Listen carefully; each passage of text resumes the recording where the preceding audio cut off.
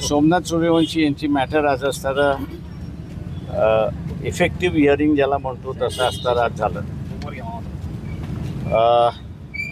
मागच्या दोन जजमेंट्समध्ये सरकारचे GR होते ते कोर्टाने अमान्य केले होते आणि 12 जूनचं जजमेंट जे देण्यात आलं होतं त्याच्यामध्ये एक इंडिकेशन दिलं होतं जजमेंटमध्ये की कोर्ट स्वतःहूनच या रूल्स फ्रेम करतील अशी असणारी परिस्थिती आहे.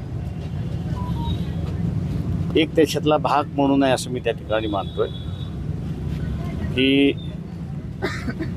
कोर्टाच्या ह्या निर्णयाला लक्षात घेता शासनाने स्वतःहूनच एक रेझोल्युशन आणलं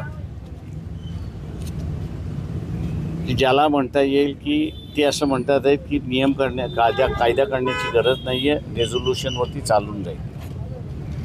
आम्ही असणारं जे आहे त्याच्यामध्ये असणारं कोर्टाला एक सांगितलं आहे की नियम झाल्याशिवाय रेझोल्युशनला अर्थ नाही, रेझोल्युशनला कायदेशीर अर्थ नाही आहे. त्याच्यामुळे असणारा त्या एकाच इश्यूवरती पुढच्या वेळेस कोर्टाने हिअरिंग ठेवलेली आहे आणि पुढच्या वेळेस सोमनाथ सूर्यवंशीची केस कशा पद्धतीने कोर्टाने हँडल करावी ह्यापुढे त्याचे असणारे गाईडलाईन्स कोर्ट त्या ठिकाणी करेल का. कोर्टाला विनंती केली की 2 वर्ष झालेले आणि काही प्रोग्रेस झालेला नाही. त्याच्यामुळे गाईडलाईन जे आहे ते SIT जी फॉर्म केलेली आहे तिला असणारं देण्यात यावी. तर कोर्टाने तीही मागणी आमची असताना मंजूर केली की पुढच्या याच्यामध्ये पुढच्या तारखेला 3 आठवड्यानंतर आहे की SIT कशा रीतीने ही केस पुढे घेऊन जाईल त्याची गाईडलाईन्स कोर्ट त्या ठिकाणी मांडेल. नाही थँक्यू राजकीय थँक्यू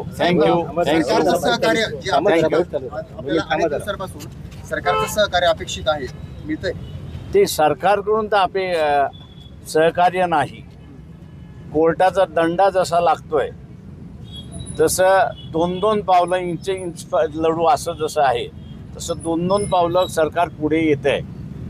आता त्याच्यातला असणारा इश्यू असं राहिलेला आहे की मॅजिस्ट्रेटचा जो रिपोर्ट आहे तो मॅजिस्ट्रेटचा रिपोर्ट जो आहे तो कशा पद्धतीने असताना पुढे घेऊन गेला पाहिजे तेवढा एक इश्यू आहे.